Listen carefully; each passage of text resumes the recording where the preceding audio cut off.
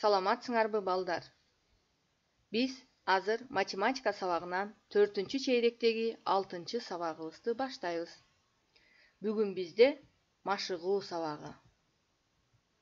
Бүгүн сабакта көп орундуу сандардын айрым жана жалпы разряддарын аныктайбыз. Аралаш аттуу сандарды майдалоо ирилетүүгө карата мисалдарды, маселени чыгарабыз. Азыр болсо балдар, сабакты баштаардан мурда логикалык тапшырма аткарып, бир аз ой жүгүртүп алалы. Анда тапшырмага жакшылап көңүл койгула. Дамира 12 картошканы 6 мүнөттө, Индира 15 картошканы 5 мүнөттө аарчыйт. Кимиси батыраак аарчыйт жана канча мүнөткө? Ойлонобуз.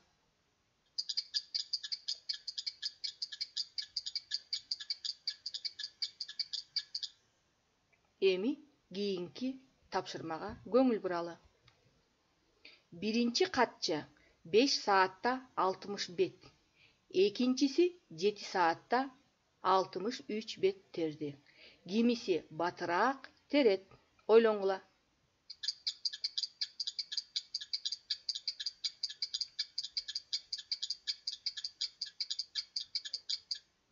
Азаматсыңар балдар. Туура жоопторун мага WhatsApp аркылуу жөнөтөсүңөр. Эми болсо балдар, сандарды окуйбуз. 4921, 4572, 6389, 9753, 4356, 6210. Эми балдар, ар бир санды талдайлы. 4921 деген сан бул 4 орундуу сан. Эми разряддар боюнча атайлы. 4 миңдик, 9 жүздүк, 2 ондук, 1 бирдик. 4-чү разряды 4, 3-чү разряды 9, 2-чи разряды 2, 1-чи разряды 1.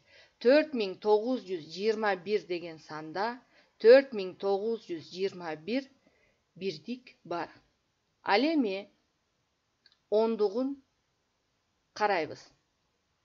Бул жерде 4921 деген санда 492 жалпы бирдик бар. Ал эми жалпы жүздүгүнө карайлы. Бул жерде 49 жалпы жүздүк бар жана 4 жалпы миңдик бар. Балдар, силер калган сандарды дагы так ушундай кылып мүнөздөп айтып бергиле. Эми балдар, математикада кайсы разрядды көбөйтсөң же бөлсөң, ошол разряд келип чыгат деген эреже бар. Эми ушул эрежеге таянып, төмөндөгү мисалдарды иштейсиңер.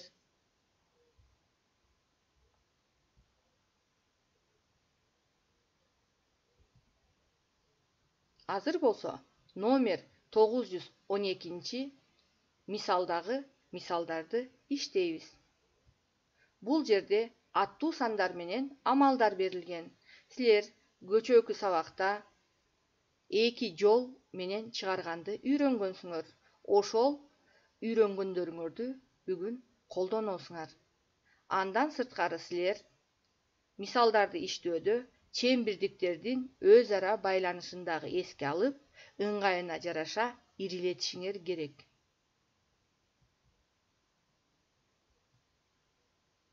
Ал эми 913 номердеги теңдемелерди чыгарасыңар.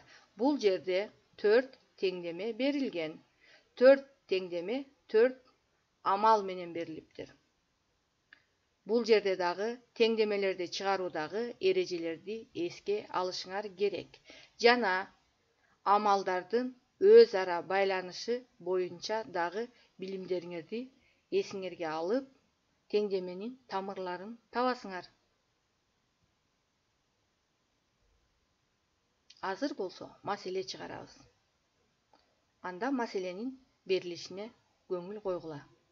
Метри 87 сомдон болгон 6 метр жибек жана метри 82 сомдон 10 метр жүндөн токулган кездеме сатылып алынды. Бул кездемелерге канча акча төлөндү? Балдар, 1 метр жибектин баасы 87 сом экен.